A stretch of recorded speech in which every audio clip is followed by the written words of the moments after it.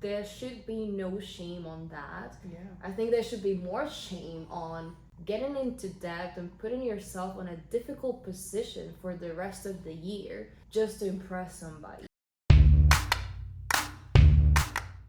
Most wonderful time of the year. No, my favorite is Snow, It's Falling. All around I me. hate snow. What? Yeah. Really?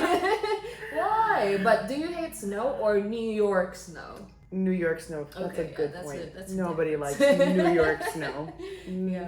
In London, we would have sometimes snow, and it would normally be pretty awful too. Yeah. It's not nice snow. Not like going to the mountains and having Fluffy. fluffy powder and white Yeah. Christmases. Yeah. But also, I grew up in the Caribbean coast in Colombia, so Christmas was never a synonym of snow Right. at all. So Yeah. I don't miss it, but Christmas at the I beach. do like this song though. Yeah. No, of It's a course. nice song. Christmas at the beach. And I guess we're close to the holiday season, and it begs the question of how not to get in debt during the holiday season. 100%. Like, did you know that the US is not only the country where people spend the most amount of money for the holidays, but also where people get in debt the most? Yeah. So we're addicted to that in the United States. I think the stat is about a person spends about 1,500 in gifts during the holiday season, which is crazy. It is a lot. It's a lot of money. It could help you get out of debt. It could be your emergency savings. So on average, You could be investing in that. You could be investing. I love the topic. Yeah, thanks for bringing that up. Yeah. So today we want to explore, how not to get in debt, and I think there's a bunch of things we want to bring up to your attention, because there's no shame in not giving a gift, and we Yes. also think there are so many other creative ways of gift giving that people may not be aware of, or just need a little reminder before the holiday season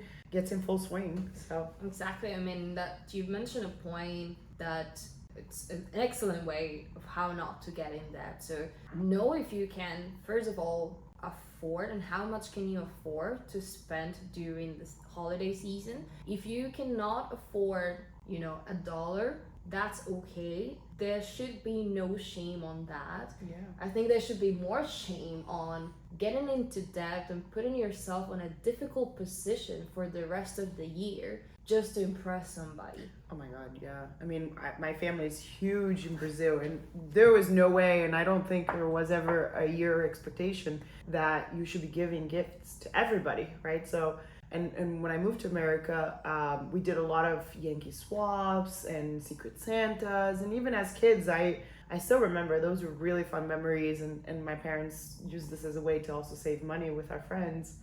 So I think bring back those things during the holiday season. There's It's totally options. acceptable. Yeah. There's options. You can talk with your family, have a grown-up conversation, and propose as well. Like, hey, what if we don't do gifts this Christmas? Yeah. Does it make it less Christmassy or less holiday season? I don't think so, because at the end of the day, it's about getting all together again, sharing a nice meal, and spending quality time with our loved ones. So if you're in that spectrum, or currently your situation does not allow for you to go big for Christmas and spend a lot of money, again, there's no shame on not doing presents and having just an honest conversation with your loved ones about what are the holidays all about, right? Right. Is it about me giving you expensive presents or Yeah. just having time together? That's a great point. I mean, my husband and I, for example, we don't do gifts. We do experiences.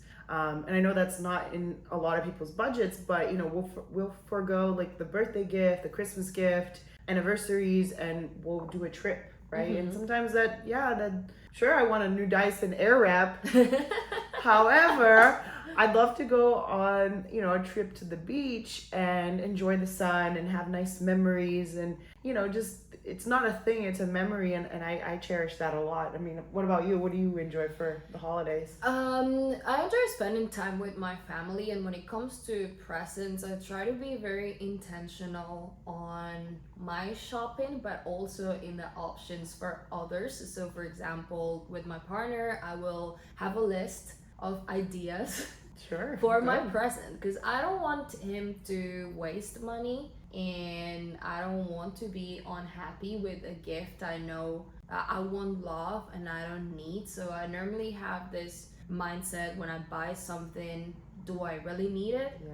or do I really love it? And if it doesn't fit any of those buckets, I won't be buying. And that's what goes in my list Yeah. for my partner. Like, oh, there's these three things I think would be a good present Yeah. with a different price range, so he can get to choose. Yeah. But again, it's about being intentional, and when gifting to others, just thinking, okay, how much can I spend during this holiday season, and how can I divide it to on the between the people that are the most important Sure. for me, and then really think before even going buying anything or researching anything.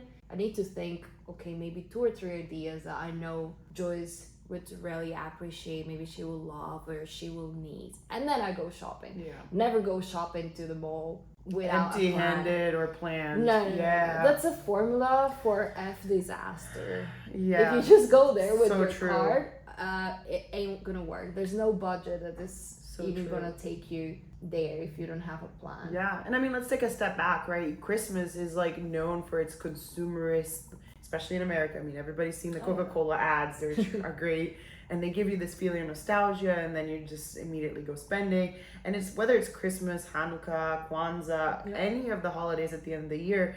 I mean, there is this like artificial pressure of shopping, but it doesn't have to be that way, right? And there are ways around it. No shame if you want to give gifts or need to spend the money.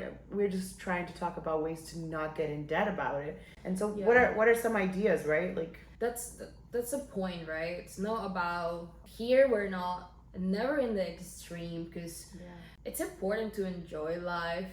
It's a short amount of time we're in this earth, so being full of rules about what to do or not is definitely not our approach. But it's more like helping you think in the long term, right? Is it really worth it to carry on debt to 2024 and kind of like screw all your other financial goals because you're carrying debt from a very short period of time, which is the holiday season. So in terms of a strategy, first, as we spoke, like just being intentional with the understanding how much money can you spend, first of all, and then being intentional about the gifts. But there are other like financial strategies you can use to make sure you stick to that budget, and one of those have made a big comeback in 2023. But I want you to talk about it. Yeah, absolutely. And it's a very old school way of budgeting, which is called the envelope method. And envelope method is literally what it sounds like.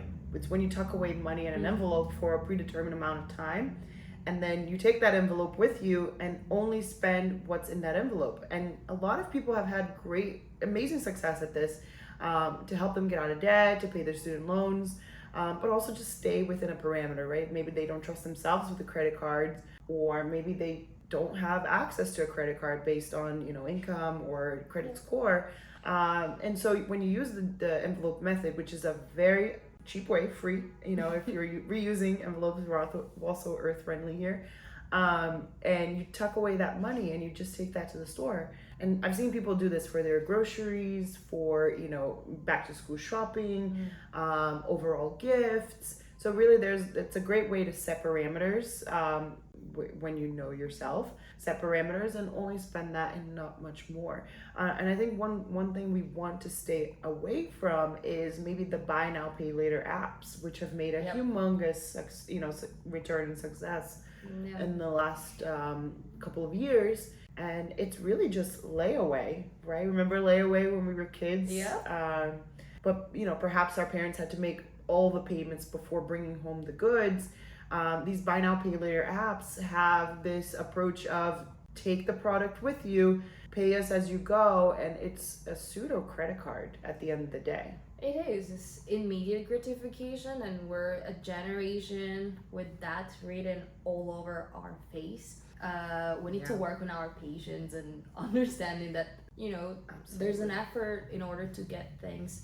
But back to this strategies, and something I love about this envelope method is how physical it is, right? Like it's very hard to get out of budget if you have written in the envelope, okay, that present $50 and mom $50 or 100. I don't know, I'm just Right. making up random numbers here. You go to the store and you know, like, That's it. that's my limit. And you can even put, you know, a little tip in there, like, oh, my dad likes dinosaurs, therefore I Books. should use I don't know, are you this- buying him a dinosaur? Yeah, no. I should definitely just use it as a guidance to Sure. just get something under $50 Yeah. that is dinosaur related. Exactly. And that's how you're actually planning and also taking your budget to the next level, right? Because now it's not just on a notebook or a spreadsheet or Yeah. however you do your budgeting, but it's physical. Yeah. So it's it becomes very tangible. And it's conscious spending, right? It's Mhm. about buying things that people really want and limiting and respecting your own budget, and then not going up beyond that, right? Mhm. And I really like conscious spending, and I think it brings back this whole theory of consumerism and why we're here, you know, with trillions of debt in America and credit card debt, and how we are really going to walk away from that. And it comes down to the consumer making better choices. But yeah, I mean, there's many other ways to gift this season. Maybe you even have some credit card points you can turn into gift cards, Absolutely. and you know, gift cards instead. No gifts is always an option. Making a gift. Why don't we bring back making gifts, like cards and, you know, little things to our friends? There's something I actually really loved about British culture, and it's this, even if you're not like getting gifts for people, there's this huge culture around Christmas cards. Yeah. And you know, maybe a Christmas card, anything between £2 to £5, right? So it's a small budget, but it's a nice way of letting someone know that you're thinking about them during the holiday season, without having to go crazy with the money. Yeah, absolutely. And I think it's because the reason why I love the holiday seasons. I love Thanksgiving. You get to get with family. You don't have to spend any money. You're cooking and you're hanging out all day, and obviously the markets are closed and you have the day off. So it feels like a very like light way to spend the holidays, kick off the season, and it really is about family, right? At the end of the day. It should be, Yeah. right? It should be more than the presents. But if you have the option and you want to, you know, go on full on presents and it's within your budget, what are other things that people can consider when it comes to being financially savvy? And if you want to do like a financially savvy present. Yeah, I love this. And my nephew is 10, and I remember when he was little, I would give him a little toy, something that he can enjoy right then and there, but I'd also give him things that he was into. So for example, when he was young, he loved Mickey, and I would give him Mickey toys and then buy him some Disney stock. And love that. so he owns Disney and a bunch of other things that he was always into at that time. Obviously big companies, things, not financial advice by the way, things that he was really into. And nowadays he's a teenager, he's about to turn 10, and he loves Nike and iPhones, and like he's into the pop culture. So that's what I'm giving him for the holiday season. Obviously stocks and something else that I can afford to give him. And sometimes if you can't buy the full share of a stock, maybe you can buy an ETF, maybe you can buy a fractional share, 100%. something like that. In the example of, for example, Apple, and we shared it in our newsletter a couple of months ago now. But you know, if you were to buy like Apple stock back in 2008 instead of the iPhone, Yeah, the returns were insane. astronomical. So I don't if you're remember a- the right figures, but No, millions. me neither. Yeah. But like, if you're a kid Imagine. and you're getting this type of gifts, and in our case, if we are the adult figures and all the kids' lives, and we can be that first step towards their financial freedom, like why not, right? But Right. how do you do that though? Yeah. So for him, for example, I have set up a custodial account, and I have an account under his name. He will own it when he turns 18, and I buy stocks directly into that. And I have a video I made when I showed him a little glimpse of his account, and he said, I'm the richest kid in the world, which was super adorable. And hopefully he is, hopefully he becomes. But I have this account for him, and I immediately invest in it. But if you're investing for other adults, you can transfer from one brokerage to the other, and you have to talk to a financial and tax advisor for this, so you don't get penalized with taxes. But very easy to make these transfers, very easy to buy stocks like this. And I know this was a big gift that Kim Kardashian received from Kanye West a few years ago. I think she got a few hundred shares of Walt Disney, and I mean, I'm pretty sure those paid off over time, so it's a good gift. I mean, it's different for sure. People give stars. Why wouldn't you give stocks? I know, stars is an interesting concept. Yeah, like if instead of naming the star for me, just send me some stocks. That's right. I got an NFT once as a gift. How's that going for you? It's not going good, but I'm hopeful. But it was a pretty unique gift when you think about it. It was a couple of years ago. Back then, I had no clue about what an NFT was. I really liked the art. So for me, I'm an art lover. So just by the fact of getting some art, I was happy. But it allowed me to just start a new knowledge journey.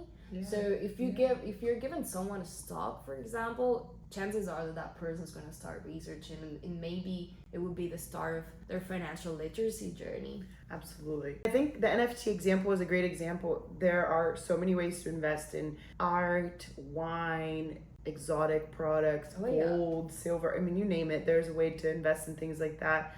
But I think beyond that, we are financial figures into, let's say, kids' lives. So when I bought that stock, I explained to him, what is a stock? What happens after time? And he gets excited to look at his account over when he comes to my house. And so we always talk about finances. As a kid, I taught him how to save and invest and budget. And I think it's so important. You're absolutely right. But imagine the difference in the generation and why generational wealth as well is such a big topic. Right. The first time I heard about stock, I think I was already an adult. Yeah. We're changing that though. Yeah. Yeah. But this is a beautiful example, because there's no way in my family we ever not even talk about the markets, but that wasn't even like a possibility. Sure. It was like the wildest dream to think that anyone in my family could be an investor. Yeah, and I wonder if it's a Latino thing, but in my mind, we never talked about money, and this is the whole reason why we started having these conversations. But it's to normalize the conversation of money, to normalize the conversation of wealth and wealth creation. And I think nowadays, with the technology as we have, and if you haven't signed up yet, we are building an app to help you grow your financial future. So stay tuned and sign up for the waitlist on our website at investrio.io. That was the ad. But back to it, it's about having these conversations openly with friends, right? And that's the whole purpose of these chats. Why aren't we talking about wealth and investing and things like that, and how much people are doing or spending on these things, and super important. But back to the holiday thing, I think it brings up a good opportunity for us to have these conversations with family about the money and about not getting into debt, about buying non-traditional gifts, which I think is super cool. Yeah, like I'm pretty sure for some people watching us now, they're getting these new ideas, and maybe you'd never consider gifting a stock, right? Or a bond, could be a good strategy. Talk to us about that. Like, how do you give someone a bond? And maybe they're watching us and they don't even know what a bond is. Sure. A bond is like an IOU, right? And maybe you're buying a bond from the US government, right? And so you give the government $1,000, they give you a receipt, which is the bond, an IOU, with a promise to return you that money plus interest over time. So you're basically lending money to the government. Yeah, it's like doing the backwards, right? Normally we are the ones borrowing. But anyways, so we are getting this money back after some predetermined amount of time. And back in the days, we used to have a double E bond, a Series E bond is what they're called, and they sell them at banks. You can walk up to a teller. I know you have to go to the bank, and you can buy these double E bonds, or you can even go on treasurydirect.gov, which is where you buy bonds specifically. Not financial advice. Some of these bonds are not the best return, but they are very safe investments, right? And so when you buy these bonds, and let's say you buy a 10-year bond, and hopefully you're getting a really good yield or good return on it, you just return that bond back and you get your cash plus that interest. And so you can quickly grow your money, or at this point, slowly grow your money, but in a safe manner. Yeah. Nice. So we can give stocks, we can give bonds, NFTs, crypto. NFTs and crypto. It's even easier probably. To well, it is easier, not even probably, it's really straightforward to give crypto and NFTs. Or you can, as we said at the beginning of this episode, you can also just have that open conversation and say, you know, I'm not doing presents this year, and I'm choosing to look after my financial plan strategy and my financial well-being. We talk a lot about our well-being in this generation. I'm proud that, you know, now humanity, we want to take care of our mental health and exercise, and your financial life is just like that. And sometimes it takes hard decisions, like saying no to buying presents to your loved ones, but you have to be aware, like, if it's not the best for you, it's not in alignment with your financial plan and your current status, then just don't do it. Maybe bake a pie. Exactly. I don't know how to bake, but but that's the beauty of YouTube, right? Just go into maybe I'll learn how to make a nice pie for your family, a gorgeous dessert for the holiday, and just give the gift of spending time with your loved ones. Give the gift of time. Well, thanks for joining us today. I hope you took away some lessons or, you know, anything like that. Let us know in the description what you thought about today's episode. We love to hear from you. If you have any questions, just reach out. We'll see you soon. See ya.